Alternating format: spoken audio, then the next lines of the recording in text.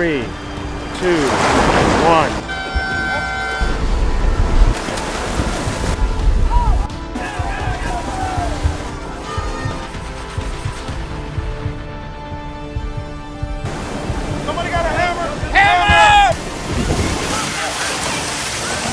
Yeah, those rudder blades are pretty sharp.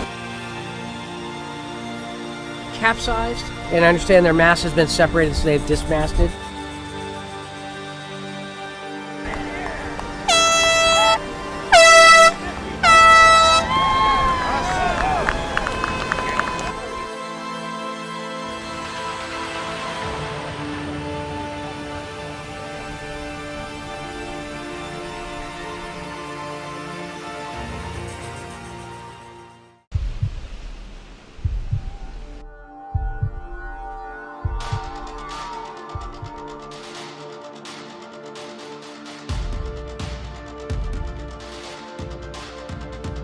I want to start with an announcement.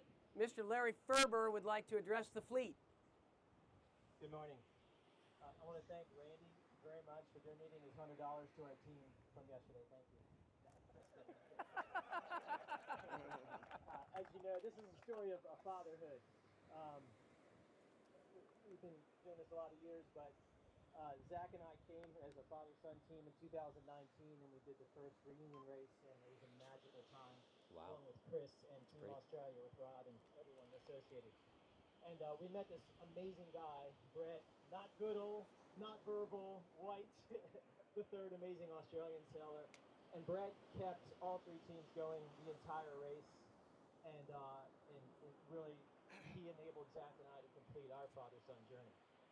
The next race, I came back, and I've always wanted to crew the Worrell, and Brett enabled me to crew, and he skippered and enabled Zach to be our ground crew, and we had another amazing year. And minus a couple legs, there was the weather and all that, but between that and this year, Brett coming back, Brett and I got to do an entire 13 legs of the Worrell. But this year he brought his son Lockie. And Lockie, many of you know or don't know, he's a world-class sailor. He's had number 2 in the world in NACRA 17s. He's had, he's won nationals with Brett Goodall, I think, not Verbal, not White. But anyway, so we got to meet Lockie. Brett would always talk about him in 19 and 22 and tell me all kinds of stories. And so I've been thinking about this all week and the last 2 weeks, and I was like, There, you got a big heart. I don't know how you fit it in that little... Hat will take a penalty. Their crew substitution is not due to illness or injury. Therefore, they will take a time penalty. But I think they feel like it's worth it, and so do I. Well done. All right, Sirius, MM Sailing, and Australia 2. Gentlemen, please exchange slowly.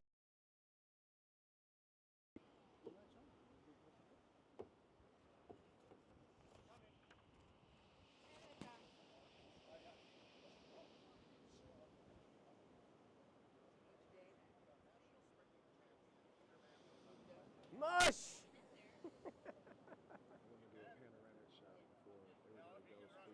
Well, it's probably not going to end well, so I'll try to do it, but things are about to get crazy. All right. So should I do that shit now? Nice job, gentlemen. Thank you very much. And I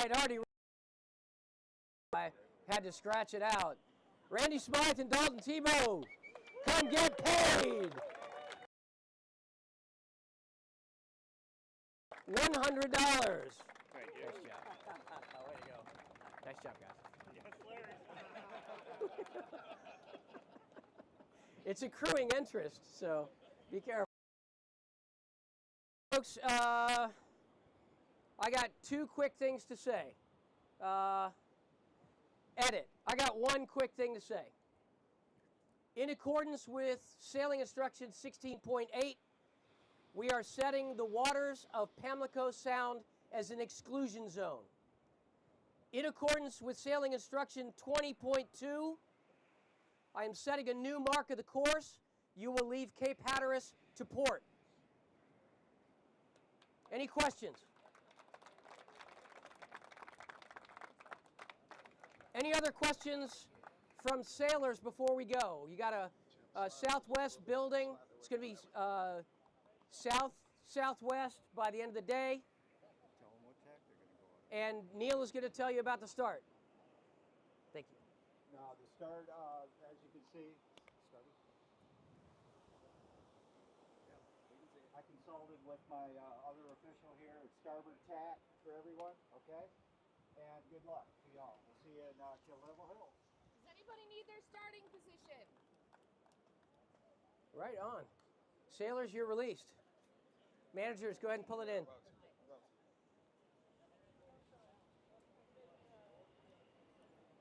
Thanks, Robert. Back on the old mic. That's why I have So comfortable.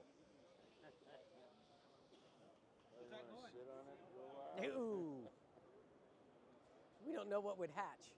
I don't, you can't see the display on here. Something got changed off of the other mic. Packing and unpacking. Yeah. All right, guys, let's talk about a little bit of logistics today. Greg, do you want to talk about parking? We have one of them back. Parking is at the hotel, at the checkpoint. Across the street. It's across the street? That's a problem. It's across the street. Are you blocking the... All right, so try to keep them all together, okay? First one there sets the tone. Everybody else, make a small footprint. Yeah, you guys have done a superlative job, and it was one of my favorite things to come into the Worrell. The first time I came, it was me and a motorhome and 2 sailors. And the way that you guys help each other for parking, for moving gear around, for catching boats when we don't have ground crew down to catch them, it's been awesome. I really, hats off to you guys. You're doing a fantastic job. I'm looking forward to my demotion so that I can go back to doing something like that. So as Greg said, parking across the street from the hotel for trailers. Anything else for them? Beverly, can we talk about our... Oh, wait, Bill, after Beverly. Landing point is at the hotel tonight, correct? Quality Inn. Yes. Yes. Okay, we do have another social event tonight. This one I think is very special. For those of you who don't know, all of the fine folks at Bolivar Yacht Club in Texas, yes, I said Texas, have taken the last 2 days to drive everything that they need up for a barbecue. I'm talking about barbecue grills. I'm talking about tents, plates, tables, everything to feed well like 100 or more people. And they drove for the last 2 days to do that for you. So, and they're providing drinks too. This is huge. It will be in the parking lot directly across from the host hotel, so you don't have to drive anywhere. So keep that in mind. The times for the event are on our website. Go to 2024 social events, click on it, scroll down, you'll see the times and all the information. Thank you very much. Can I add something? The guy who's putting this on, Jim Dennis, is a big catamaran sailing fan, obviously. They put on a race for beginners, Yes. basically, called the Rig Run. It's a sail out to a rig. It's about 2 miles offshore and then back. And they added a wreck run. There's a wreck about 5 miles down the beach. You sail out to the rig and then back to shore. That's 16 miles total. And that is a big deal in Bolivar. And so he's doing this to support that spirit, because you guys are heroes, just gods to these people down in Bolivar Peninsula. So that's Thank you, a Mike. little backstory. Thank you, Thanks, Mike. Yeah, that's pretty cool. So we get to eat again tonight.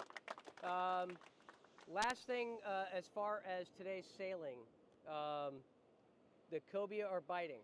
So there's going to be a lot of fishermen on the water today. Talk just quietly with your sailors about the idea that there might be a lot of anglers on the water and on the beach, and to look for fishing lines. They can be very hard to see. Trolling, they will cast at you. Yeah, I think trolling is a possibility. I don't think like long line, like that kind of thing, but you will see rods off the sides of boats. So just have them keep an eye out for that as much as you can. And off the shore. A lot of shore fishing, especially right at the point around Hatteras. So, like John said, they will cast on you. Yeah, we don't want to have any fisherman-sailor interactions if possible. I have a suggestion. Can you send somebody out there just to talk to those fishermen and let them know what's going on? What? I found in previous years they're very responsive. The fishermen in the water? No, on the land. Oh, The landing spot.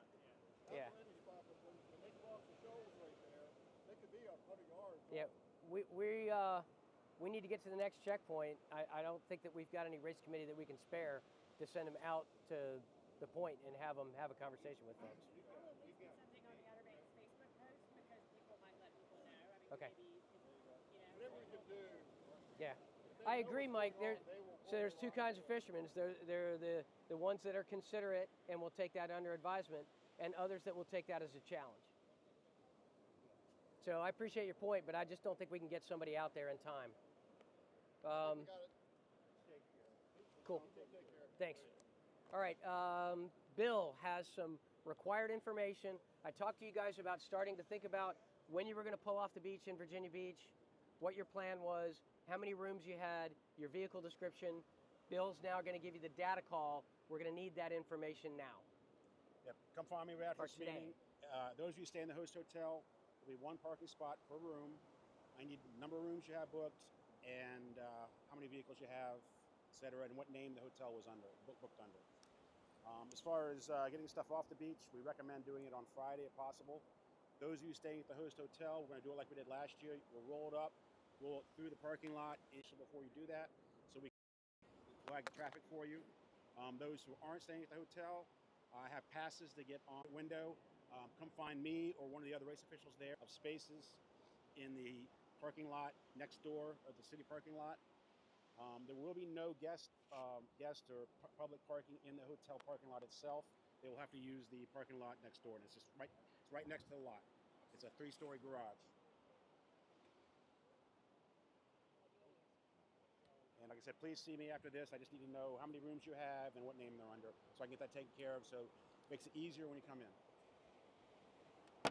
That's all I have.